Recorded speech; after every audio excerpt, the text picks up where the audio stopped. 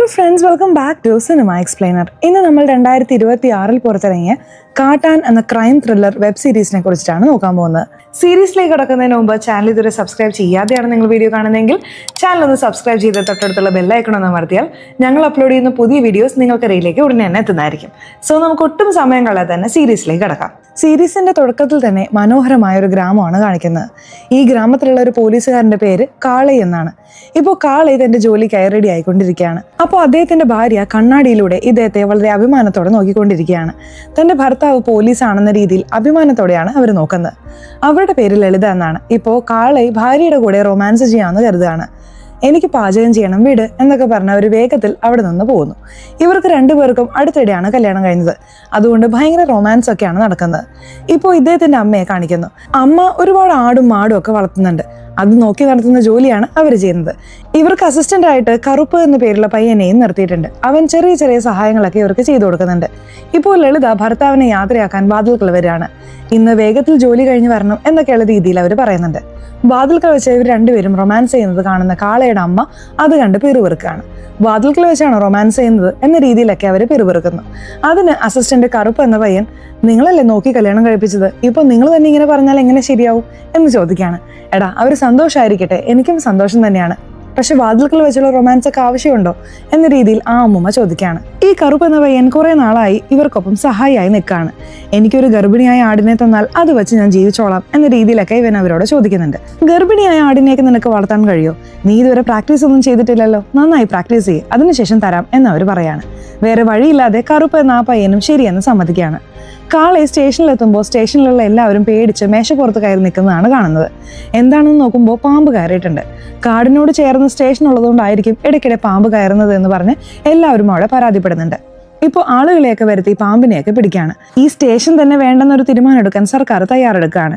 ഇവർക്ക് നോട്ടീസൊക്കെ വന്നിട്ടുണ്ട്. കാരണം എന്താണെന്ന് വെച്ചാൽ ഒരു പരാതി പോലും ഇവിടേക്ക് വരുന്നില്ല. അതുകൊണ്ട് നിങ്ങൾ വേറൊരു പ്രദേശത്തേക്ക് മാറേണ്ടി വരും എന്ന രീതിയിലാണ് ഇവർക്ക് നോട്ടീസ് വന്നിരിക്കുന്നത്. വേറെ എവിടെയെങ്കിലും പോയാൽ കുറച്ച് കാശെങ്കിലും ഉണ്ടാക്കാം എന്ന രീതിയിൽ മറ്റ് കോൺസ്റ്റബിൾമാരൊക്കെ പറയുന്നുണ്ട്. എന്നാൽ കാളയെ സംബന്ധിച്ച് സ്വന്തം നാട് വിട്ട് പോകാൻ താല്പര്യമില്ല. എങ്ങനെയെങ്കിലും ഇവിടെ തന്നെ നിൽക്കണമെന്നാണ് അദ്ദേഹം ചിന്തിക്കുന്നത്. അതിനായി അദ്ദേഹം ഇൻസ്പെക്ടർക്ക് ഒരു ഐഡിയ കൊടുക്കുന്നു. അതെന്താണെന്ന് വെച്ചാൽ നമ്മൾ തന്നെ എന്തെങ്കിലും കേസ് ഉണ്ടാക്കണം, അതുവഴി ഇവിടെ തന്നെ തുടരാം എന്ന് അദ്ദേഹം പറയുന്നു. ഇൻസ്പെക്ടർക്കും ഈ സ്റ്റേഷൻ ഇഷ്ടപ്പെട്ടിരുന്നു. കാരണം ഒരു കേസും ഇല്ലാതെ വളരെ സമാധാനപരമായിരിക്കാമല്ലോ. ശരി, നീ പറഞ്ഞതുപോലെ നോക്കാം എന്ന് പറഞ്ഞ് അദ്ദേഹം യാത്ര തിരിക്കുകയാണ്. ഇപ്പോൾ രണ്ടുപേരും ഒരു അമ്മൂമ്മയെ കാണാനാണ് വന്നിരിക്കുന്നത്. ഈ അമ്മൂമ്മ ഒരു കാലത്ത് വാറ്റ് ചാരായം ഒക്കെ ഉണ്ടാക്കിക്കൊണ്ടിരുന്നവരാണ്. കള്ളച്ചാരായം എന്ന് പറയല്ലോ, അതൊക്കെ ഉണ്ടാക്കിയിട്ടുണ്ടായിരുന്നു. ഈ അമ്മൂമ്മയ്ക്ക് ചെറിയ ചെറിയ കുറ്റകൃത്യങ്ങൾ ചെയ്യുന്നവരൊക്കെ അറിയാം. അങ്ങനെ ആരെങ്കിലും അറിയാമെങ്കിൽ പറ, കാശ് തരാം, അവർ കുറച്ച് നാൾ ജയിലിൽ കിടക്കുന്ന പോലെ ആകും എന്നൊക്കെയുള്ള രീതിയിൽ ഇവർ സംസാരിച്ചുകൊണ്ടിരിക്കുകയാണ്. ഒരു കാലത്ത് ഞാൻ കള്ളച്ചാരായം ഉണ്ടാക്കിയിരുന്നു. അന്ന് ഇടയ്ക്കിടെ ആളുകൾ പിടിക്കപ്പെടുമായിരുന്നു. നിങ്ങളുടെ സ്റ്റേഷൻ നന്നായിട്ടാണ് പോയിക്കൊണ്ടിരുന്നത്. ഇപ്പൊ നോക്ക്, എന്റെ അടുത്ത് വന്ന് കെഞ്ചി ചോദിക്കുകയാണ്. കുറ്റം ചെയ്തുകൊണ്ടിരുന്ന പകുതി പേരും ഈ നാട് വിട്ടുപോയി. ഇക്കാലത്ത് നിങ്ങൾ അന്വേഷിക്കുന്ന ആളുകളെ കിട്ടില്ല എന്ന് അമ്മൂമ്മ പറയാണ്. എന്താണിത്, ഇപ്പൊ എന്ത് ചെയ്യുമെന്ന് ചിന്തിച്ചുകൊണ്ട് ഇവരവിടെ നിന്നും മടങ്ങുകയാണ്. നമ്മളെ കറുപ്പ് എന്നൊരു പയ്യനെ കാണിച്ചു തന്നില്ലേ, ആ പയ്യൻ ഇവർക്കും സഹായിയെ പോലെ ജോലിയൊക്കെ ചെയ്യുന്നുണ്ട്. ഇപ്പോൾ ഇവിടെ പാചക ജോലിയൊക്കെ നടക്കുന്നുണ്ട്. അതുപോലെ പോലീസുകാരെല്ലാവരും ചേർന്ന് പുറത്തു വെച്ച് മദ്യപിക്കുകയൊക്കെയാണ്. മദ്യപിച്ചുകൊണ്ട് കാളയെ കളിയാക്കുന്ന രീതിയിൽ അവർ സംസാരിക്കുന്നുണ്ട്. അടുത്തിടെ കല്യാണം കഴിഞ്ഞതല്ലേ, ജീവിതമൊക്കെ സന്തോഷമായി പോകുന്നോ എന്നൊക്കെ ചോദിച്ച് കളിയാക്കുന്നു. ഇതിനു പുറമെ കാളയെ സംബന്ധിച്ച് അദ്ദേഹത്തിന് വീട്ടിൽ തന്നെ നിൽക്കാം. കാരണം അത്രയധികം ആടുകളുണ്ട്. അതുവഴി നല്ല വരുമാനമുണ്ട്. നീ എന്തിനാ കഷ്ടപ്പെട്ട് സ്റ്റേഷനിൽ വരുന്നത്? ഞങ്ങൾ വേറെ സ്റ്റേഷനിലേക്ക് പോയാൽ നീ വീട്ടിൽ തന്നെ നിന്നോ എന്നവർ തമാശയായി പറയുന്നു. കാളയെ അതൊന്നും കാര്യമാക്കുന്നില്ല. അദ്ദേഹം വീട്ടിലെത്താണ്. വീട്ടിൽ വന്ന ഉടനെ അമ്മയോട് അദ്ദേഹം ഈ കാര്യം പറയുന്നു. ഒരു പ്രശ്നവുമില്ല, നമ്മുടെ അടുത്ത് ഇത്രയധികം ആടുകളുണ്ടല്ലോ, നീ അത് നോക്കി നടത്തിയാൽ മതി എന്ന് അമ്മ പറയുന്നു. അദ്ദേഹം അകത്ത് വന്ന് ഭാര്യയോട് ഈ കാര്യങ്ങളൊക്കെ പറയാണ്. ഭാര്യയ്ക്ക് അദ്ദേഹത്തെ പോലീസായി കാണുന്നതാണ് ഇഷ്ടം. നിങ്ങൾക്ക് എന്താണ് ഇഷ്ടം എന്നവർ ചോദിക്കുകയാണ്. എനിക്ക് ആടും മാടും മേയ്ക്കുന്നതൊക്കെയാണ്, സമാധാനപരമായി ഇരിക്കാം എന്ന് അദ്ദേഹം പറയുന്നു. ഭാര്യ പിണങ്ങി പോവാണ്. ഭാര്യയ്ക്ക് താൻ പോലീസിലിരിക്കുന്നതാണ് ഇഷ്ടം എന്ന് അദ്ദേഹത്തിനും മനസ്സിലാവുന്നു. ശരി, വിട്, ഞാൻ പോലീസായി തന്നെ തുടരാം എന്ന് അദ്ദേഹം പറയാണ്. കറുപ്പ് എന്ന് പറയുന്ന ആ പയ്യനെ കാണിച്ചില്ലേ, ആ പയ്യനും രാവിലെ തന്നെ ഒളിച്ചു വെച്ചിരുന്ന മദ്യം കുടിച്ച് ജോലി തുടങ്ങാമെന്ന് കരുതി കുടിച്ചുകൊണ്ടിരിക്കുകയാണ്. അങ്ങനെ കുടിച്ചുകൊണ്ടിരിക്കുമ്പോൾ ആ ഭാഗത്തുകൂടി ഒരാൾ എന്തോ കണ്ട് പേടിച്ച് ഓടി വരുന്നത് കാണുന്നു. എന്താ കണ്ട് പേടിച്ചോടുന്നത് എന്നവൻ ചോദിക്കുന്നുണ്ട്. ആ പയ്യൻ അതൊന്നും വകവെക്കാതെ അവിടെ നിന്നും ഓടിപ്പോകുന്നു. ശരി, എന്താണെന്ന് ഞാൻ തന്നെ നോക്കാം എന്ന് കരുതി അവൻ പോയി നോക്കാണ്. അവിടെ ഒരു തല മാത്രം കിടക്കുന്നു. ഇത് കണ്ട് ഈ കറുപ്പ് ഞെട്ടിപ്പോവാണ്. കറുപ്പ് വേഗത്തിൽ ഓടി വന്ന് കാളയെ വിളിക്കുന്നു. തലയാണെങ്കിൽ എടുത്തു മാറ്റി നിന്റെ ജോലി നോക്കടാ എന്ന് കാളയെ പറയുന്നുണ്ട്. ഏതെങ്കിലും മൃഗത്തിന്റെ തലയാണെന്ന് കരുതിയിട്ടാണ് അദ്ദേഹം അങ്ങനെ പറഞ്ഞത്. മനുഷ്യന്റെ തലയാണെന്ന് അവൻ പറഞ്ഞപ്പോൾ ഇദ്ദേഹവും ഞെട്ടിപ്പോവാണ്. ഇപ്പോൾ മുൻപിലുള്ള ലളിതയോട് അദ്ദേഹം ഈ കാര്യം പറയുന്നു. അതുപോലെ ഇൻസ്പെക്ടറോട് പറയാമെന്ന് വെച്ചാൽ അദ്ദേഹം ബോധമില്ലാത്തൊരവസ്ഥയിലാണ്. ഫോൺ എടുക്കുന്നതേ ഇല്ല. നമുക്ക് പോയി ആദ്യം നോക്കാമെന്ന് കരുതി കാളെ അവിടെ എത്തുകയാണ്. എടാ, നീ ശരിക്കും കണ്ടതാണോ അതോ ബോധമില്ലാതെ പറയാണോ എന്ന് ഇദ്ദേഹം ചോദിക്കുന്നുണ്ട്. ഞാൻ ശരിക്കും കണ്ടതാണ് എന്ന് പറഞ്ഞ് അവനും കൂട്ടിക്കൊണ്ടുവന്ന് ആ തല കാണിച്ചു കൊടുക്കുന്നു. ശരീരം അടുത്തൊന്നുമില്ല, എവിടെയുണ്ടെന്ന് അന്വേഷിക്കടാ എന്ന് പറഞ്ഞ് ആ പയ്യനെ പറഞ്ഞു വിടുന്നു. അടുത്ത് തന്നെ ഒരു ബാഗും ഉണ്ട്. ആ ബാഗിൽ നിറയെ പണമുണ്ട്. അതുപോലെ ഒരു കത്തുമുണ്ട്. എന്താണ് കത്തിലുള്ളത് എന്ന് ചിന്തിച്ചുകൊണ്ട് അദ്ദേഹം അവിടെ നിൽക്കുകയാണ്. ഇതിനെക്കുറിച്ച് തങ്കമുടിയോട് പറയാമെന്ന് അദ്ദേഹം ചിന്തിക്കുന്നു. തങ്കമുടി ഹെഡ് കോൺസ്റ്റബിൾ ആണ്. അദ്ദേഹത്തോട് പറഞ്ഞ ഉടനെ അദ്ദേഹം വല്ലാതെ ഞെട്ടിപ്പോവാണ്. ഇപ്പോൾ തങ്കമുടി പറയുന്നത് ആ പ്രദേശം പകുതി നമ്മുടെ പരിധിയിലും പകുതി അടുത്ത സ്റ്റേഷന്റെ പരിധിയിലുമാണ് വരുന്നത്. നീ ഏത് ഭാഗത്താണെന്ന് നോക്ക് എന്നാണ്. കാളെ അത് പരിശോധിച്ച കാളെ അത് നമ്മുടെ പരിധിയിലാണ് വരുന്നത് എന്ന് പറയുന്നു. എല്ലാം പോയി എന്ന് പറഞ്ഞ തങ്കമുടി പെറുപെറുക്കാണ്. ഇൻസ്പെക്ടറോട് പറഞ്ഞോ എന്ന് ചോദിച്ചപ്പോൾ ഇൻസ്പെക്ടർ ഫോൺ എടുക്കുന്നില്ലെന്ന് പറയുന്നു. ശരി, അയാൾ ബോധമില്ലാതെ കിടക്കായിരിക്കും, ഞാൻ പറയാം എന്ന് അദ്ദേഹവും പറയുന്നു. കോൾ കട്ട് ചെയ്തതിന് ശേഷം കാളെ എന്ത് ചെയ്തു എന്ന് വെച്ചാൽ തല എടുത്തുകൊണ്ടുപോയി വേറൊരു സ്ഥലത്ത് വെക്കാമെന്ന് കരുതാണ്. സത്യം എന്താണെന്ന് വെച്ചാൽ ഇവരുടെ പരിധിയിൽ ഈ തലയില്ലായിരുന്നു. അടുത്ത സ്റ്റേഷന്റെ പരിധിയിലായിരുന്നു. നമ്മുടെ പരിധിയിൽ വന്നാൽ മാത്രമേ ഈ സ്റ്റേഷൻ നിലനിൽക്കൂ എന്നതുകൊണ്ട് സ്വന്തം പരിധിയിലുള്ള സ്ഥലത്തേക്ക് എടുത്തുകൊണ്ടുവന്ന് വെക്കുകയാണ്. പണവും ആ സ്ഥലത്ത് തന്നെ വെക്കുന്നു. അല്പനേരം കഴിഞ്ഞ് ആ ചെറിയ പയ്യൻ വരുന്നുണ്ടല്ലോ, അവനും എന്തിനാണ് തല ഇങ്ങോട്ടേക്ക് മാറ്റിയത് എന്ന് ചോദിക്കുന്നു. ഇല്ലില്ല, നേരത്തെ തന്നെ ഇവിടെയായിരുന്നു എന്ന് അദ്ദേഹം പറയുന്നു. ഇല്ല ചേട്ടാ, വേറൊരു സ്ഥലത്തായിരുന്നു എന്ന് അവൻ തർക്കിക്കുകയാണ്. നിനക്ക് ഗർഭിണിയായ ആടിനെ വേണോ വേണ്ടയോ? ഞാൻ പറയുന്നത് കേട്ടാ തരാം, മിണ്ടാതിരിക്കെ എന്ന് അദ്ദേഹം പറയുന്നു. ആ പയ്യനും ശരിയെന്ന് സമ്മതിക്കുന്നു. ഇപ്പോൾ കുറച്ചു കഴിഞ്ഞ് ഇൻസ്പെക്ടർ ആ സ്ഥലത്തേക്ക് വരികയാണ്. ഇൻസ്പെക്ടറും തല ഇവിടെ തന്നെയായിരുന്നു എന്ന് കരുതുന്നു. തലയ്ക്കടുത്ത് ഒരു കത്തുണ്ടായിരുന്നല്ലോ, ആ കത്തിൽ എന്താണുള്ളതെന്ന് അവർ വായിക്കുന്നു. എന്നെ അടക്കം ചെയ്യണം എന്ന രീതിയിൽ മരിച്ചയാൾ തന്നെ എഴുതി വെച്ചിട്ടുണ്ട്. അടക്കം ചെയ്യുന്നവർക്കുള്ളതാണ് ഈ പണം എന്നും എഴുതി വെച്ചിട്ടുണ്ട്. ഇപ്പോൾ വലിയ ഉദ്യോഗസ്ഥരൊക്കെ ആ സ്ഥലത്തേക്ക് വരികയാണ്. ആരാണ് ഇങ്ങനെ ചെയ്തത്, എന്താണ് കാര്യം എന്നൊക്കെ നിങ്ങളാണ് അന്വേഷിച്ച് കണ്ടുപിടിക്കേണ്ടത് എന്ന് അവിടെയുള്ള ടീമിനോട് പറഞ്ഞിട്ട് പോവുകയാണ്. ഇവിടെയാണ് ഫസ്റ്റ് എപ്പിസോഡ് അവസാനിപ്പിക്കുന്നത്. സെക്കൻഡ് എപ്പിസോഡിന്റെ സ്റ്റാർട്ടിംഗ് സീനിൽ തന്നെ മരിച്ചയാളെ കാണിക്കുകയാണ്. ഇയാളുടെ പേര് മുത്തു എന്നാണ്. ഇയാൾ ഒരു ആനപ്പുറത്ത് യാത്ര ചെയ്ത് വരികയാണ്. ഇത് ഏത് കാലത്താണ് നടക്കുന്നതെന്ന് വ്യക്തമായി കാണിക്കുന്നില്ല. എന്നാൽ നിലവിൽ ഒരു കാര്യം കാണിക്കുന്നുണ്ടല്ലോ, അത് 2017 നടക്കുന്നത്. ഇപ്പൊ പോലീസ് എന്ത് ചെയ്യുന്നതെന്ന് വെച്ചാൽ ഡോഗ് സ്ക്വാഡിനെ വെച്ച് പരിശോധിക്കുന്നു. ആ നായയും ആ സ്ഥലത്ത് വന്ന് നിർത്താതെ കുറച്ചുകൊണ്ടിരിക്കുകയാണ്. അവിടെ എന്തോ ഉണ്ട് എന്ന് കരുതി പരിശോധിക്കുന്നു. അവിടെ നോക്കുമ്പോൾ സ്വർണ്ണ ലോക്കറ്റ് പോലെ ഒന്ന് കിട്ടുകയാണ്. ഇതിനു പുറമെ ആ സ്ഥലത്ത് ഒരു ഇരുമ്പ് കമ്പി പോലെയും കിട്ടുന്നു. ഈ കമ്പി വെച്ചായിരിക്കും കഴുത്തറുത്തത് എന്ന് അവരും ചിന്തിക്കുകയാണ്. ഈ ഇൻസ്പെക്ടർ ഫോട്ടോ എടുത്തു വെക്കുന്നു.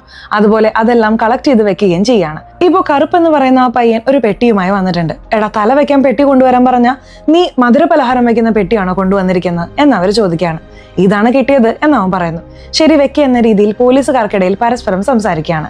ഇവർക്ക് എല്ലാവർക്കും അത് എടുത്തു വെക്കാൻ ഒരു ബുദ്ധിമുട്ട് തോന്നുന്നു. എടാ കറുപ്പേ, നീ തന്നെ വെച്ചോളൂ എന്ന് അവർ പറയുന്നു. അവനും പേടിച്ചുകൊണ്ട് എടുത്ത് ആ പെട്ടിക്കുള്ളിൽ വെക്കുകയാണ്. പോസ്റ്റ്മോർട്ടത്തിനായി കൊണ്ടുപോകാമെന്ന് പറഞ്ഞ് ഇവർ തലയുമായി വരികയാണ്. ഡോക്ടറും എന്താ തല മാത്രം കൊണ്ടുവന്നിരിക്കുന്നത്, ശരീരം ഉണ്ടെങ്കിലേ പോസ്റ്റ്മോർട്ടം ചെയ്യാൻ കഴിയൂ, മരണകാരണം കണ്ടുപിടിക്കാൻ കഴിയും, എങ്ങനെയെങ്കിലും ശരീരം കണ്ടുപിടിക്കുക, അതിനുശേഷം എന്തെങ്കിലും ചെയ്യാൻ കഴിയൂ, ഇവ കൊണ്ടുപോക്കോ എന്ന് പറഞ്ഞ് ഇവരുടെ കയ്യിൽ തന്നെ തല കൊടുത്തു വിടുകയാണ്. ഈ സ്റ്റേഷനിൽ ഒരു കേസും ഇല്ലാതിരിക്കുകയായിരുന്നല്ലോ. ഇപ്പോൾ നമുക്ക് കിട്ടിയിരിക്കുന്ന കേസ് ഇവന്റേതാണ്. ഇവനെ കൊലപ്പെടുത്തിയത് ആരാണെന്ന് എങ്ങനെയെങ്കിലും കണ്ടുപിടിക്കണം എന്നൊക്കെയുള്ള രീതിയിൽ ഇൻസ്പെക്ടർ പറയുന്നുണ്ട്.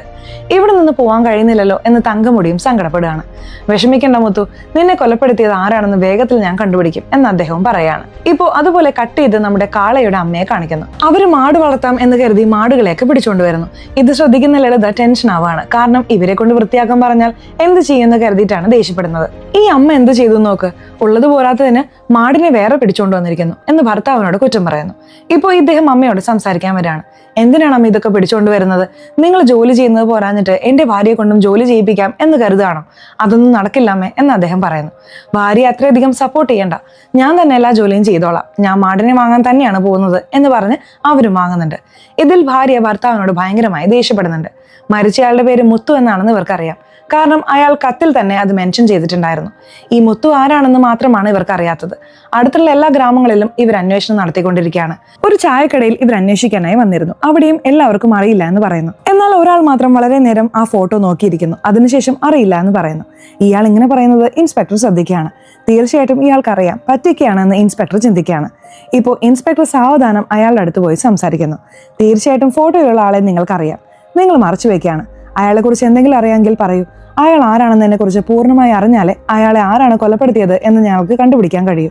ദയവായി പറയണം എന്ന് അയാളോട് ചോദിക്കുകയാണ്. ശരി, പറയാമെന്ന് പറഞ്ഞ് അയാളും ഒരു ഫ്ലാഷ് ബാക്ക് പറയുന്നു. നിലവിൽ 2017 കാണിക്കുന്നതെന്ന് പറഞ്ഞിരുന്നല്ലോ. അയാൾ 3 വർഷം മുമ്പ് നടന്നത്, അതായത് 2014 നടന്ന കാര്യം പറയുന്നു. ഡാൻസ് കളിക്കാൻ സ്ത്രീകൾ വരുമല്ലോ, അങ്ങനെ വരുന്ന സ്ത്രീകൾക്ക് വേണ്ടിയിട്ടാണ് മൊത്തം കൂട്ടവും കാത്തു നിൽക്കുന്നത്. ഇപ്പോൾ സ്ത്രീകൾ വരുന്നെന്ന് അറിഞ്ഞ ഉടനെ എല്ലാവരും ചാടി വീഴാനായി ആ സ്ഥലത്തേക്ക് വരുന്നു. സ്ത്രീകൾ പേടിച്ചാണ് വരുന്നത്. സ്ത്രീകൾക്ക് പ്രൊട്ടക്ഷൻ നൽകിക്കൊണ്ടാണ് മുത്തു വരുന്നത്. വഴിവിട എന്ന് പറഞ്ഞ് തള്ളി മാറ്റി ആ പെൺകുട്ടികളെ സുരക്ഷിതമായി കൊണ്ടുവരുന്നു. എങ്കിലും ഇടുപ്പിലൊക്കെ നുള്ളുന്നുണ്ട്. എല്ലാ പെൺകുട്ടികളും പരാതിപ്പെടുന്നുണ്ട്. നിങ്ങളെ നുള്ളുന്നതിന്റെ പേരിൽ എത്ര പേര് എന്നെ ഉപദ്രവിച്ചിട്ടുണ്ടെന്ന് നോക്ക് എന്ന് പറഞ്ഞ് മുത്തുവും തന്നെ മുറിവുകളൊക്കെ കാണിക്കുന്നുണ്ട്. ഒരു പെൺകുട്ടിക്ക് മാത്രം മുറിവൊന്നും പറ്റിയിട്ടില്ല. നീ ഉയരം കുറഞ്ഞവളായതുകൊണ്ട് നിന്നെ നുള്ളാൻ പറ്റിയിട്ടുണ്ടാവില്ല എന്ന് പറഞ്ഞ് മറ്റു സ്ത്രീകൾ ആ പെൺകുട്ടിയെ കളിയാക്കുന്നുണ്ട്. കഥ പറഞ്ഞുകൊണ്ടിരിക്കുന്ന വ്യക്തിയെ നമുക്ക് മുനി എന്ന് വിളിക്കാം. മുനിയും അയാളുടെ സുഹൃത്തും ചേർന്ന് പെൺകുട്ടികളെ ഒളിഞ്ഞു നോക്കാനൊക്കെ ശ്രമിക്കുന്നുണ്ട്. മുനി കറങ്ങി നടക്കുന്ന ഒരാളാണ്. ഇതുപോലെ ഏതെങ്കിലും പെൺകുട്ടികൾ വന്നാൽ ആ പെൺകുട്ടികളുടെ കൂടെ ഒന്നിച്ചിരിക്കാൻ ഞാൻ ശ്രമിക്കാറുണ്ട് എന്ന രീതിയിൽ ഈ മുനിയും പറയുന്നുണ്ട്. പൊതുവെ ഗ്രാമത്തിൽ ഇതുപോലെ ഡാൻസ് ചെയ്യുന്നവരുണ്ടല്ലോ, അവരെ പുരുഷന്മാർ ഇത്തരം കാര്യങ്ങൾക്കും സമീപിക്കാറുണ്ട്. അങ്ങനെ തന്നെയാണ് മുനിയും സുഹൃത്തും ചേർന്ന് സമീപിക്കാനായി വരുന്നത്. ഈ മുത്തുവാണ് തടുത്തു നിർത്തി സംസാരിക്കുന്നത്. ഇപ്പൊ മുത്തുവിനോട് തന്നെ ഇവർക്ക് വേണ്ട കാര്യം ചോദിക്കുകയാണ്. ധൃതിപ്പെടരുത്, ഞാൻ തന്നെ സമയം വരുമ്പോൾ പറയാം, ഉത്സവം കഴിയുന്ന സമയത്ത് ഞാൻ പറയാം എന്ന് മുത്തുവും പറയാണ്. അപ്പോൾ ഓക്കെ പറഞ്ഞ് മുനിയും ഡാൻസ് ഒക്കെ കാണാനായി അവിടെ നിന്ന് പോകുന്നു. ഇപ്പോൾ ഡാൻസ് ഒക്കെ ആരംഭിച്ച് നന്നായി പോയിക്കൊണ്ടിരിക്കുകയാണ്. നാട്ടുകാരാണെങ്കിൽ സന്തോഷത്തോടെ ഡാൻസ് കണ്ടുകൊണ്ടിരിക്കുകയാണ്. അപ്പോൾ അടുത്ത നാട്ടുകാരും ഡാൻസ് കളിക്കാനായി വരുന്നു. നിങ്ങളുടെ നാട്ടിൽ ഉത്സവം നടക്കുമ്പോൾ ഞങ്ങളെ കൂട്ടിയോ? ഇപ്പോൾ ഞങ്ങളുടെ നാട്ടിൽ ഉത്സവത്തിന് എന്തിനാടാ കളിക്കുന്നത്, പൊക്കോ എന്ന് പറഞ്ഞ് ഈ നാട്ടുകാർ ആ നാട്ടുകാരെ ഓടിച്ചുവിടാണ്. അങ്ങനെ പോയ ഒരു ദേഷ്യം വന്ന് ഈ നാട്ടുകാരുടെ മേൽ കല്ലൊക്കെ വലിച്ചെറിയുന്നുണ്ട്. ഇതുകൊണ്ട് രണ്ട് ഗ്രൂപ്പുകൾക്കിടയിലും സംഘർഷം ഉണ്ടാവുന്നു. അങ്ങോട്ടേക്കും ഇങ്ങോട്ടേക്കും ഭയങ്കരമായ അടി നടക്കുകയാണ്. ഈ സംഘർഷത്തിൽ ദാരുണമായി രണ്ടുപേർ കൊല്ലപ്പെടുന്നുണ്ട്. ഇതിനെക്കുറിച്ചൊക്കെ ഈ മുനി എന്നയാൾ പറയുന്നുണ്ട്. അപ്പോഴാണ് ഞാൻ മുത്തുവിനെ അവസാനമായി കണ്ടത്, അതിനുശേഷം കണ്ടിട്ടേയില്ല എന്നയാൾ പറയുന്നു. ഒരു ഡാൻസ് ട്രൂപ്പിനായി ഒരുപാട് സ്ത്രീകൾ വന്നതായി അയാൾ പറഞ്ഞല്ലോ. ആ ഡാൻസ് ട്രൂപ്പിന്റെ പേര് പറയാമോ എന്ന് ചോദിച്ചപ്പോൾ അയാൾ കൺമണി എന്ന് പറയുന്നു. എവിടെ ഉണ്ടാവും, എവിടെ പോയി നോക്കിയാൽ അറിയാം എന്നിവർ ചോദിക്കുകയാണ്. ഈ പ്രദേശത്ത് ഉണ്ടാവും എന്നാണ് ഞാൻ കരുതുന്നത് എന്ന് അയാളും പറയുന്നു. കാളി ഭാര്യയോടൊപ്പം പുറത്തു വന്നിരിക്കുകയാണ്. ഒരു ഹോട്ടലിൽ ഭക്ഷണം കഴിച്ചു കഴിഞ്ഞ് ബില്ല് പേ ചെയ്യാനായി വരുന്നു. അപ്പോൾ കയ്യിൽ മുത്തുവിന്റെ ഫോട്ടോ ഉള്ളത് കൊണ്ട് പൊതുവെ ഇയാളെ അറിയാമോ എന്ന് ചോദിക്കുകയാണ്. ഇയാളാണ് ഞങ്ങളുടെ മുതലാളി എന്ന് ഹോട്ടൽ ഉടമ പറയുന്നു. എന്താ എന്ന് ഇദ്ദേഹം മനസ്സിലാകാതെ ചോദിക്കുമ്പോൾ അയാളും ഒരു ഫ്ലാഷ് ബാക്ക് പറയുന്നു. ഇത് 2013 നടന്ന കാര്യമാണ്. മുത്തു ഉണ്ടല്ലോ ഒരു വണ്ടിയിൽ വന്നിറങ്ങാണ്. അങ്ങനെ ഇറങ്ങി അദ്ദേഹം ഭക്ഷണം കഴിക്കാന്ന് കരുതി ഈ ഹോട്ടലിൽ ഭക്ഷണം കഴിക്കാൻ തുടങ്ങുന്നു. ഈ കഥ പറയുന്ന പ്രായമുള്ളയാൾ അന്ന് സപ്ലയറായി ജോലി ചെയ്യുകയായിരുന്നു. മുതലാളി വേറൊരാളായിരുന്നു. ആ മുതലാളിയാണെങ്കിൽ ഈ സപ്ലയറെ ചീത്ത പറഞ്ഞുകൊണ്ടിരിക്കുകയാണ്. ഒരു പണിക്കും കൊള്ളില്ല, പോയി ജോലി നോക്ക്, ആ ജോലി നോക്ക് എന്നൊക്കെ പറഞ്ഞ് ശകാരിച്ചുകൊണ്ടിരിക്കുകയാണ്. ഈ പ്രായമുള്ളയാൾ ചീത്ത കേൾക്കുന്നത് കാണുന്ന മുത്തുവിന് കുറച്ച് വിഷമം തോന്നുന്നുണ്ട്. ഇപ്പോൾ നേരിട്ട് മുതലാളിയോട് സംസാരിക്കാനായി വരുന്നു. ഈ കട എത്ര രൂപയ്ക്കാണ് നിങ്ങൾ തുടങ്ങിയത്, എത്ര ലാഭം കിട്ടുന്നുണ്ട് എന്ന രീതിയിലൊക്കെ സംസാരിക്കുന്നുണ്ട്. ഇതൊക്കെ എന്തിനാ ചോദിക്കുന്നത്, നീ എന്താടാ കട വാങ്ങാൻ പോവാണോ എന്ന് മുതലാളി ദേഷ്യത്തോടെ ചോദിക്കുന്നു. ഇപ്പോൾ ഇയാൾ വണ്ടിയുടെ അടുത്ത് വന്ന് രഹസ്യമായിട്ടുള്ള ഒരു കമ്പാർട്ട്മെന്റ് തുറന്ന് ഉള്ളിൽ നിന്ന് കെട്ടുകണക്കിന് കാശെടുക്കുന്നു. നിങ്ങൾ 3 വർഷം നല്ല രീതിയിൽ ഹോട്ടൽ നടത്തിയാൽ എത്ര കാശ് കിട്ടുമോ അത് സിംഗിൾ പേയ്മെന്റ് ആയി തരാം, ഇവിടെ നിന്ന് ഇറങ്ങിക്കോ എന്ന് പറയുന്നു. മുതലാളിയും ആലോചിച്ച് തീരുമാനം എടുക്കാമെന്ന് പറയുന്നു. ആലോചിക്കാനൊന്നും സമയമില്ല, ഉടനെ പോകണം, എങ്കിലേ കാശുള്ളൂ എന്ന് പറയുന്നു. മുതലാളിയും പോകാൻ തന്നെ തീരുമാനം എടുക്കുകയാണ്. ഇപ്പോൾ മുത്തുവും നിങ്ങളിരിക്കെ, ഇതിനുശേഷം നിങ്ങളാണ് മുതലാളി എന്ന് പറയുന്നു. അതുപോലെ പഴയ മുതലാളിയെ നോക്കി എന്താണ് പറയുന്നതെന്ന് വെച്ചാൽ, നീ ഈ പ്രദേശത്തൊന്നും കടയിടാൻ പാടില്ല, വളരെ മാറിയേ കടയിടാവൂ, ആദ്യം ഈ നാട് വിട്ടുപോ എന്ന രീതിയിലൊക്കെ അയാൾ ഓടിച്ചുവിടുകയാണ്. ഈ പ്രായമുള്ളയാൾ വളരെ നന്ദിയോടെ കൈകൂപ്പാണ്. ഇപ്പോൾ നിലവിൽ അയാൾ മരിച്ചുപോയി എന്ന് അറിഞ്ഞ ഉടനെ ഈ പ്രായമുള്ളയാൾ വല്ലാതെ വിഷമിക്കുകയാണ്. അവിടെ നിന്ന് കാളയെ പോകാമെന്ന് വിചാരിക്കുന്നതിന് മുമ്പ് അയാൾ വേഗത്തിൽ വന്ന് കാളയെ തടയുന്നു. മുത്തു എനിക്ക് ദൈവത്തെ പോലെയാണ്, ഈ ഫോട്ടോ മാത്രം എനിക്ക് തരാൻ കഴിയുമോ എന്ന് ചോദിക്കുകയാണ്. ശരി ഇതാ വച്ചോ എന്ന് പറഞ്ഞിട്ട് ഇദ്ദേഹം ഇവിടെ നിന്നും പോകാൻ തുടങ്ങുന്നു. ആ ഡാൻസ് ട്രൂപ്പ് ഉണ്ടല്ലോ, അതിനെക്കുറിച്ച് അന്വേഷിക്കാനായി ഇവർ ആ സ്ഥലത്തേക്ക് വരികയാണ്. ആ ട്രൂപ്പ് നടത്തിയിരുന്നയാൾ ഇപ്പോൾ അത് നിർത്തി വെച്ചിരിക്കുകയാണ്. ഇപ്പോൾ മുത്തുവിന്റെ ഫോട്ടോ കാണിച്ച ഉടനെ മുത്തുവിനെ എങ്ങനെയാണ് കണ്ടതെന്ന ഫ്ലാഷ് ബാക്ക് ഇയാൾ പറയാൻ തുടങ്ങുന്നു. ഉത്സവ സമയത്ത് ഒരുപാട് പേർ പെൺകുട്ടികളെ വേണമെന്ന് ചോദിക്കുമല്ലോ. ഒരു ചെറിയ പയ്യൻ ചോദിച്ചു. അതും മാമ എന്നൊക്കെ വിളിച്ചിട്ടാണ് ചോദിച്ചത്. ഇയാൾ ദേഷ്യത്തിൽ അവനെ അടിക്കുന്നു. എന്തിനാണ് ഞങ്ങളുടെ വീട്ടിലെ പയ്യന്റെ മേല് കൈവെക്കുന്നത്? ഇപ്പോൾ ഞങ്ങളാണ് ചോദിക്കുന്നത്, പെൺകുട്ടി അയക്കുന്നോ ഇല്ലെങ്കിൽ അത്രയേ ഉള്ളൂ എന്ന് പറഞ്ഞ് കത്തിയൊക്കെ കാണിച്ച് ഭീഷണിപ്പെടുത്തുന്നു. ഒരു ഘട്ടത്തിൽ കുത്തുന്ന രീതിയിലൊക്കെ അവർ വരുന്നുണ്ട്. അപ്പോഴാണ് മുത്തു ആ സ്ഥലത്തേക്ക് വരുന്നത്. ധൈര്യം ഉണ്ടെങ്കിൽ കുത്തടാ എന്ന് പറഞ്ഞ് നടുവിൽ നിൽക്കാണ്. ഇവർക്കും ആ സമയത്ത് പേടി വരികയാണ്. ഇപ്പോൾ മുത്തു ആണെങ്കിൽ എല്ലാവരെയും ഭീഷണിപ്പെടുത്തി അവിടെ നിന്നും പറഞ്ഞു വിടുന്നു. അന്നു മുതലാണ് മുത്തു ഞങ്ങളുടെ ട്രൂപ്പിൽ ജോലി ചെയ്യാൻ തുടങ്ങിയത് എന്നൊക്കെ ഇയാൾ പറയുന്നുണ്ട്. ശരി, എന്തിനാണ് ഇത് നിർത്തിയത് എന്ന് ഇൻസ്പെക്ടർ ചോദിക്കുകയാണ്. ആ കൂട്ടത്തിൽ പ്രധാനപ്പെട്ട പെൺകുട്ടി മീനയായിരുന്നു. ആ മീന പോയതിനു ശേഷം ഞങ്ങൾ നിർത്തി എന്നൊക്കെ പറയാണ്. മീനയും കൂടെ ഉണ്ടായിരുന്ന പെൺകുട്ടികളും ഇവിടെയാണ് താമസിച്ചിരുന്നത്. ഇപ്പോൾ ആ സ്ഥലത്തേക്ക് കൂട്ടി കൊണ്ടുവന്ന് കാണിക്കുകയാണ്. ആ സ്ഥലത്ത് എന്തെങ്കിലും കിട്ടുമോ എന്ന് ഇൻസ്പെക്ടർ നോക്കുന്നുണ്ട്. മീന എന്ന സ്ത്രീ എങ്ങനെ ഇരിക്കും എന്ന് അദ്ദേഹം നോക്കുകയാണ്. ആ ടീമിൽ ഉയരം കുറഞ്ഞ ഒരു പെൺകുട്ടി ഉണ്ടായിരുന്നല്ലോ, അവരുടെ പേര് ചിട്ടു എന്നാണെന്ന് മനസ്സിലാവുന്നു. ഇതിനു പുറമെ ആ സ്ഥലത്ത് മുത്തുവിന്റെ ഫോട്ടോയും ഉണ്ട്. ഒരു ആനപ്പുറത്ത് അയാൾ വരുന്നത് പോലുള്ള ഫോട്ടോയാണത്. ഈ ഫോട്ടോ ഞാൻ എടുക്കുന്നു എന്ന് പറയാണ്. അവിടെയുള്ള മാനേജറും ശരിയെന്ന രീതിയിൽ സമ്മതിക്കുന്നു. അദ്ദേഹം ഈ ഫോട്ടോ തന്നെ നോക്കിക്കൊണ്ടിരിക്കുകയാണ്. ഇത് ഏത് തരം ആനയാണെന്ന് ആദ്യം കണ്ടുപിടിക്കണം. എനിക്കറിയാവുന്ന ഒരാളുണ്ട്, അയാൾ ആനയെ കണ്ടാൽ തന്നെ അത് ഏത് തരം ആനയാണെന്ന് കണ്ടുപിടിച്ച് പറയും. ഇത് ഏത് തരം ആനയാണെന്ന് കണ്ടുപിടിച്ചാൽ അവൻ ഏത് പ്രദേശത്താണ് ഉണ്ടായിരുന്നതെന്ന് അറിയാൻ കഴിയും. ഈ ഫോട്ടോ 2005 എടുത്തതാണെന്ന് എഴുതിയിട്ടുണ്ട്. അതുകൊണ്ട് 2005 അവൻ എവിടെയായിരുന്നു എന്ന് കണ്ടുപിടിക്കണമെന്ന് കരുതി ഇദ്ദേഹവും പരിചയക്കാരനോട് അന്വേഷിക്കുന്നു. എന്നാൽ ഫോട്ടോ അയക്കി, ഞാൻ നോക്കിയിട്ട് പറയാം എന്നൊക്കെ അയാൾ പറയുന്നു. ഓക്കെ സാർ എന്ന് പറഞ്ഞ് ഇദ്ദേഹം കോള് കട്ട് ചെയ്യുന്നു. ഇപ്പോൾ കാളയാണെങ്കിൽ താൻ അറിഞ്ഞ എല്ലാ കാര്യങ്ങളും ഈ തങ്കമുടിയോട് പറയുന്നുണ്ട്. ഇപ്പോൾ ഈ ഇൻസ്പെക്ടർ ആണെങ്കിൽ ഭയങ്കരമായ മദ്യപിച്ച അവസ്ഥയിൽ പിറുപിറുക്കുന്നുണ്ട്. ഈ കേസിനെ കുറിച്ച് തന്നെയാണ് പിറുപിറുക്കുന്നത്. ആരാടാ നീ, നിന്നെ കുറിച്ച് അറിയാൻ വേണ്ടി തന്നെയാണ് ഞാൻ ശ്രമിക്കുന്നത് എന്നൊക്കെ അയാൾ പിറുപിറുക്കുന്നുണ്ട്. ഇപ്പൊ ഇവർ രണ്ടുപേരും അകത്ത് വന്ന് ഇൻസ്പെക്ടറോട് സംസാരിക്കാൻ തുടങ്ങുന്നു. ഇൻസ്പെക്ടറും 2005 കാലത്ത് കേരളത്തിൽ ഈ ഭാഗത്ത് തന്നെയാണ് അവൻ ഉണ്ടായിരുന്നത് എന്ന് പറയുന്നു. ആ പ്രദേശത്ത് പോയാൽ കണ്ടുപിടിക്കാം, എടാ നാളെ നമുക്ക് പോകണം എന്ന് കാളയെ നോക്കി അദ്ദേഹം പറയാണ്. കാള എന്താണ് പറയുന്നതെന്ന് വെച്ചാൽ, ഇവിടെ ആടിനെയൊക്കെ നോക്കുന്ന ജോലിയുണ്ട് സാർ, ഞാൻ തീർച്ചയായും വരണോ എന്ന് ചോദിച്ചു മടിച്ചു നിൽക്കുകയാണ്. ശരി, നീ ഇവിടെ നിന്ന് ജോലി നോക്കിക്കോ, ഞാനും തങ്കമുടിയും പോകാമെന്ന് അദ്ദേഹം പറയാണ്. ഇപ്പോൾ തങ്കമുടിയും അദ്ദേഹവും ചേർന്ന് കേരളത്തിലേക്ക് പോകാൻ തുടങ്ങുന്നു. ഹോട്ടൽ ഉടമ ഫ്രെയിം ചെയ്ത് വെച്ചിട്ടുണ്ടല്ലോ, ഭക്ഷണം കഴിക്കാൻ വന്ന ഒരാൾ ഇവനെ നിങ്ങൾക്ക് എങ്ങനെ അറിയാം എന്ന് ചോദിക്കുന്നു. ഞങ്ങളുടെ മുതലാളിയെ ആദ്യം നിങ്ങൾക്ക് എങ്ങനെ അറിയാമെന്ന് പറയും എന്ന് ഈ പ്രായമുള്ളയാൾ ചോദിക്കുകയാണ്. ഇപ്പോൾ ഭക്ഷണം കഴിച്ചു തീർന്ന ആളുടെ പേര് നമുക്ക് രംഗ എന്ന് വെക്കാം. രംഗയും ഒരു ഫ്ലാഷ് ബാക്ക് പറയാൻ തുടങ്ങുന്നു. രംഗ 97 വാച്ച് കട നടത്തിയിരുന്നു. ആ വാച്ച് കടയിലാണ് മുത്ത് ജോലി ചെയ്തിരുന്നത്. പെട്ടെന്ന് ആ സ്ഥലത്തേക്ക് ശിവ എന്നൊരാൾ വരുന്നു. ഈ വാച്ച് നന്നാക്കി തരണം എന്ന് പരിഭ്രാന്തിയോടെ പറയുന്നു. ഈ വാച്ച് റിപ്പയർ ആവില്ല, ഇതിലെന്താണ് നന്നാക്കാനുള്ളത് എന്ന രീതിയിൽ ഇയാൾ സംസാരിക്കുന്നുണ്ട്. ശരി, നന്നാക്കണ്ട, വൃത്തിയാക്കി വെക്കും, ഞാൻ വരാം എന്ന് പറഞ്ഞ് വേഗത്തിൽ പോവാണ്. അങ്ങനെ പോകുന്ന അയാൾ പരിഭ്രാന്തിയോടെ ഒരു ബാഗ് വെച്ചിട്ട് പോകുന്നു. അയാൾ വന്നത് വാച്ച് നന്നാക്കാനല്ല, ഈ ബാഗ് വെക്കാൻ വേണ്ടിയാണെന്ന് മുത്തുവിന് നന്നായി മനസ്സിലാവുന്നു. അയാൾ പോയതിനു ശേഷം മുത്തു എന്ത് ചെയ്തു എന്ന് വെച്ചാൽ, ബാഗിൽ എന്താണുള്ളതെന്ന് നോക്കാം എന്ന് കരുതി തുറന്നു നോക്കുകയാണ്. ഉള്ളിൽ നോക്കുമ്പോൾ സ്വർണ്ണക്കട്ടിയുണ്ട്. എന്താ സ്വർണ്ണക്കട്ടിയാണോ കൊണ്ടുവന്നിരിക്കുന്നത് എന്ന് അദ്ദേഹം ചിന്തിക്കുകയാണ്. ശിവ എന്നയാളല്ലേ ഇത് വെച്ചിട്ട് പോയത്. ആ ശിവ 1 മാസത്തേക്ക് ഇവിടെ വന്നിട്ടേ ഇല്ല. ഇതിനെക്കുറിച്ച് മുതലാളിക്ക് യാതൊന്നും അറിയില്ല. 1 മാസത്തിന് ശേഷമാണ് ആ ശിവ വരുന്നത്. വാച്ച് റെഡിയായോ എന്ന് ചോദിക്കുന്നു. ഇവരും റെഡിയായെന്ന് പറഞ്ഞ് എടുത്തു നൽകുന്നുണ്ട്. ഇപ്പോൾ അയാളും കാഷ്വലായി സംസാരിക്കുന്ന രീതിയിൽ, അന്ന് ഞാനൊരു ബാഗും വെച്ചിട്ട് പോയിരുന്നു, ആ ബാഗ് ഉണ്ടാവുമോ എന്ന് ചോദിക്കുകയാണ്. കാരണം സ്വർണ്ണം ഉണ്ടെന്ന് ഇവർക്ക് അറിയില്ല, നമ്മൾ കാഷ്വലായി ചോദിച്ച് വാങ്ങണം എന്നതുകൊണ്ടാണ് ഇങ്ങനെ ചോദിക്കുന്നത്. സർ, ബാഗ് ഉണ്ട് എന്ന് പറഞ്ഞ് ഇയാളും ബാഗ് എടുത്തു വെക്കുന്നു. ഈ ബാഗ് നീ തുറന്നു നോക്കിയോ എന്ന് ചോദിക്കുമ്പോൾ, അതെ സാർ, തുറന്നു നോക്കി എന്ന് പറയുന്നു. ഉള്ളിൽ സ്വർണ്ണം ഉള്ളതും എനിക്ക് മനസ്സിലായി എന്ന് അയാൾ പറയുന്നു. സ്വർണ്ണം ഉണ്ടെന്ന് മനസ്സിലായെങ്കിൽ എന്താണ് നീ എടുക്കാതിരുന്നത് എന്ന് ചോദിക്കുകയാണ്. ഇല്ല സാർ, നിങ്ങൾ തീർച്ചയായിട്ടും തേടി വരുമെന്ന് എനിക്കറിയാം, ഞാൻ എടുത്തുകൊണ്ടുപോയാലും കണ്ടുപിടിക്കുമല്ലോ, എനിക്കതൊന്നും ആവശ്യമില്ലാത്തതുകൊണ്ടാണ് ഞാൻ എടുക്കാതിരുന്നത് എന്ന് അയാൾ പറയുന്നു. ഇതൊക്കെ ശ്രദ്ധിച്ചുകൊണ്ടിരിക്കുന്ന മുതലാളിക്ക് ടെൻഷൻ ആവാണ്. ഇത്രയും സ്വർണം അവൻ കൊണ്ടുവന്നിരിക്കുന്നു, എന്തിനാണ് എന്നോട് മുൻകൂട്ടി പറയാതിരുന്നത്? എന്തെങ്കിലും പോലീസ് കേസ് വന്നിരുന്നെങ്കിൽ ഞാൻ എന്ത് ചെയ്തേനെ? നിന്നെ പോലെ ഒരാളെയാണല്ലോ ഞാൻ ജോലിക്ക് വെച്ചിരുന്നത്, ഇതിനുശേഷം നീ ജോലിക്ക് വരണമെന്നില്ല എന്ന് പറഞ്ഞ ഹീറോയെ ജോലിയിൽ നിന്ന് പിരിച്ചുവിടുന്നു. ഇതെല്ലാം ശ്രദ്ധിച്ചുകൊണ്ടിരിക്കുന്ന ശിവയാണെങ്കിൽ, നീ എൻ്റെ കൂടെ പോരെ എന്ന് പറഞ്ഞ് കൂട്ടിക്കൊണ്ടുപോകുന്നു. അവൻ നല്ല ജോലിക്കാരനാണ്, അനാവശ്യമായ ജോലിയിൽ നിന്ന് പിരിച്ചുവിട്ടല്ലോ എന്ന് പറഞ്ഞ് ഈ മുതലാളിയും സങ്കടപ്പെടുന്നുണ്ട്. മുത്തുവിനൊപ്പം ഒരു ആനയുണ്ടായിരുന്നല്ലോ, ആ ആന ഇപ്പോൾ എവിടെയാണുള്ളതെന്ന് ഇവർ കണ്ടുപിടിക്കുന്നു. ആ ആനയെ കാണാനായി തന്നെ ഇവർ യാത്ര ചെയ്ത് ഒരു അമ്പലമുള്ള സ്ഥലത്തേക്ക് വരികയാണ്. ഇപ്പോൾ ആ ആന അമ്പലത്തിലെ ആനയായി മാറിയിട്ടുണ്ട്. മുൻപ് ഈ ആന തടിയൊക്കെ പിടിക്കുന്ന ജോലിയാണ് ചെയ്തിരുന്നത്. ഇപ്പോൾ അമ്പലത്തിലെ ആനയായി മാറി. അവിടെയുള്ള ആ പാപ്പാനോട് തന്നെ ഇവർ അന്വേഷിക്കുകയാണ്. പാപ്പാനോട് മുത്തുവിനെ കുറിച്ച് ചോദിക്കുമ്പോൾ, മുത്തു ഇടയ്ക്കിടെ ഈ ആനയെ കാണാനായി വരാറുണ്ടായിരുന്നു സർ, ആനയ്ക്ക് വേണ്ടതും വാങ്ങിച്ചു തരും, എനിക്ക് വേണ്ടതും വാങ്ങിച്ചു തരും എന്നൊക്കെ അയാൾ പറയുന്നു. ഇതിനു മുമ്പ് മുത്തുവാണ് ആനയെ നോക്കി നടത്തിയിരുന്നത് എന്നിവർക്ക് മനസ്സിലാവുന്നു. എന്നാൽ ആരുടെ പേരിലാണ് ആനയുള്ളതെന്ന് അറിയണമെന്ന് വിചാരിക്കുകയാണ്. അതിനെക്കുറിച്ചുള്ള വിവരങ്ങളൊക്കെ ഇവർ അന്വേഷിക്കുന്നുണ്ട്. അങ്ങനെ അന്വേഷിക്കുമ്പോൾ ബെന്നി എന്നൊരാളുടെ പേരിലാണ് ഈ ആന ഉണ്ടായിരുന്നത് എന്ന് മനസ്സിലാവുന്നു. അതുകൊണ്ട് ബെന്നിക്ക് വേണ്ടിയാണ് മുത്തു ജോലി ചെയ്തിരുന്നത് എന്നിവർക്ക് മനസ്സിലാവുന്നു. ബെന്നി ആണെങ്കിൽ ഇപ്പോൾ കേരളത്തിലെ MLA ആണ്.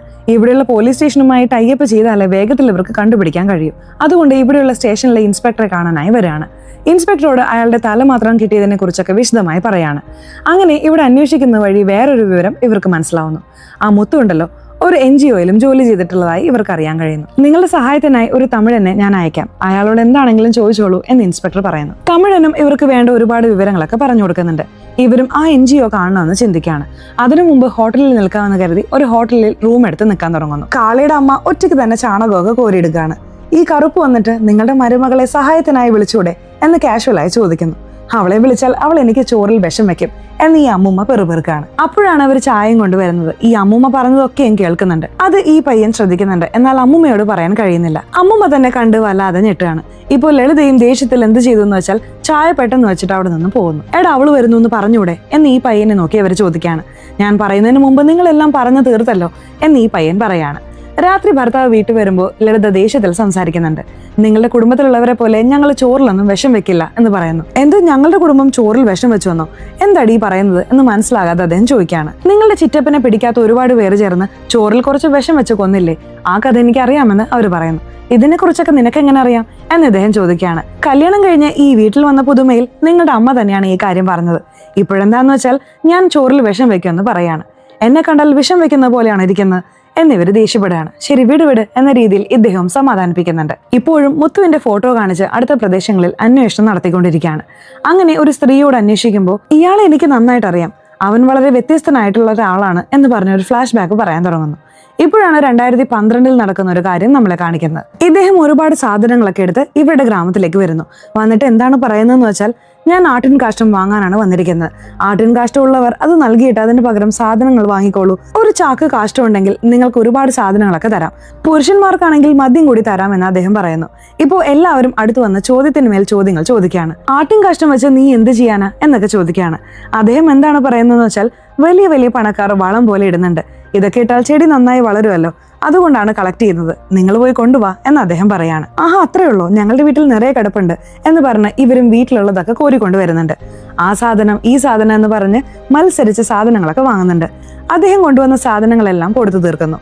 എങ്കിലും നാട്ടുകാർക്ക് സംശയം വരാണ്. ആട്ടിൻ കാഷ്ടം വെച്ചൊക്കെ ഒരാൾ എന്ത് ചെയ്യാനാണ്? അതിനൊക്കെ സാധനങ്ങൾ നൽകിയാൽ എങ്ങനെ മുതലാകും എന്ന് ചിന്തിക്കുകയാണ്. ഇയാളെ ഫോളോ ചെയ്യണമെന്ന് കരുതി ചിലർ ഫോളോ ചെയ്യാണ്. അങ്ങനെ ഫോളോ ചെയ്ത് നോക്കുമ്പോൾ ഇയാൾ ശേഖരിച്ച ആട്ടിൻ കാഷ്ടം മുഴുവൻ ചപ്പുചവറുകൾ കിടക്കുന്നിടത്ത് കൊട്ടിയിട്ടിട്ട് പോവാണ്. അതുകൊണ്ട് അതുവഴി ഇയാൾക്ക് കാശൊന്നും ലഭിക്കുന്നില്ല. എങ്കിലും സാധനങ്ങളൊക്കെ എന്തിനാണ് കൊടുക്കുന്നത്, എന്തിനാണ് ഫ്രീ ആയി കൊടുത്തതെന്ന് നാട്ടുകാരെ വല്ലാതെ ചിന്തിക്കുകയാണ്. നമ്മുടെ ഹീറോ നാട്ടുകാരെ സഹായിക്കണം എന്ന് വിചാരിച്ചിരിക്കുകയാണ്. അതുകൊണ്ടാണ് ഇങ്ങനെ സഹായിച്ചത്. എന്തിന് ഏതിന് എന്നൊന്നും നമുക്ക് വ്യക്തമായി മനസ്സിലാകുന്നില്ല. ഇപ്പോൾ നിലവിൽ ഇവർ രണ്ടുപേരും ഉണ്ടല്ലോ, ഈ നാട്ടിലെ ഒരു പോലീസുകാരുമായി ചേർന്ന് ഒരു സ്ഥലത്ത് അന്വേഷിക്കാനായി വന്നിരിക്കുകയാണ്. ഇതൊരു NGO ആണ്. ഈ NGOയിൽ മുത്തു കുറച്ച് വർഷം ജോലി ചെയ്തിട്ടുണ്ട്. അതിനെക്കുറിച്ച് സംസാരിക്കാൻ വേണ്ടിയിട്ടാണ് അവിടെയുള്ള ഒരു പയ്യനോട് സംസാരിക്കാനായി വന്നിരിക്കുന്നത്. അതെ, മുത്തു ഒരു നിശ്ചിത കാലം ഈ സ്ഥലത്ത് ജോലി ചെയ്തിരുന്നു എന്ന് പറഞ്ഞ് അയാളും നടന്ന കാര്യങ്ങളൊക്കെ പറയുന്നുണ്ട്. ആനപ്പാപ്പാനായിരുന്നിട്ടുണ്ട്, അതിനുശേഷം ഇവിടെ ജോലി ചെയ്തിട്ടുമുണ്ട്. എന്തിനാണ് ഇങ്ങനെ സ്ഥലം മാറിക്കൊണ്ടിരിക്കുന്നത് എന്ന് ഇവർ രണ്ടുപേരും ചിന്തിക്കുന്നു. ഇതിനു പുറമെ കൂടെ വന്ന ഒരു പോലീസ് ഒരു കാര്യം പറയുന്നു. ഈ പ്രദേശത്ത് ഒരു ആക്രമണം നടന്നിട്ടുണ്ടായിരുന്നു. 2006 അത് നടന്നത്. ശിവ ഇവിടെ ഗസ്റ്റായി കാണാനായി വന്നിട്ടുണ്ട്. അപ്പോൾ ചിലർ ബോംബൊക്കെ എറിയുന്നുണ്ടായിരുന്നു. വന്നവർ ശിവയെ കൊല്ലാൻ വേണ്ടിയിട്ടായിരിക്കും ബോംബുകളൊക്കെ എറിയുന്നത്. ശിവയുടെ കൂടെയല്ലേ നമ്മുടെ ഹീറോയും ഉണ്ടായിരുന്നത്. നമ്മുടെ ഹീറോ എന്ത് ചെയ്തെന്ന് വെച്ചാൽ വന്ന ആളുകളോടൊക്കെ ഭയങ്കരമായ അടിപിടി കൂടുന്നു. അതിനുശേഷം എന്തായെന്ന് കാണിക്കാതെ തന്നെ ആ എപ്പിസോഡ് അവസാനിപ്പിക്കുന്നു. ഇനി അടുത്ത് വരുന്ന വീഡിയോയിൽ ബാക്കിയുള്ള എപ്പിസോഡുകൾ നമുക്ക് നോക്കാം. സോ കഥ ഇതുവരെ എങ്ങനെയുണ്ടായിരുന്നു? ഇഷ്ടപ്പെട്ടോ? കഥയെക്കുറിച്ചുള്ള നിങ്ങളുടെ അഭിപ്രായങ്ങൾ തീർച്ചയായിട്ടും കമന്റ് ബോക്സിൽ രേഖപ്പെടുത്തണേ. അതുപോലെ ചാനൽ ഇതുവരെ സബ്സ്ക്രൈബ് ചെയ്തിട്ടില്ലെങ്കിൽ ചാനൽ ഒന്ന് സബ്സ്ക്രൈബ് ചെയ്ത് ഈ വീഡിയോ ഇഷ്ടപ്പെട്ടാൽ തീർച്ചയായിട്ടും ഒരു ലൈക്ക് കൂടി തരാൻ മറക്കല്ലേ. സോ ഇനി അടുത്തൊരു വീഡിയോയിൽ കാണുന്നതുവരെ ബൈ.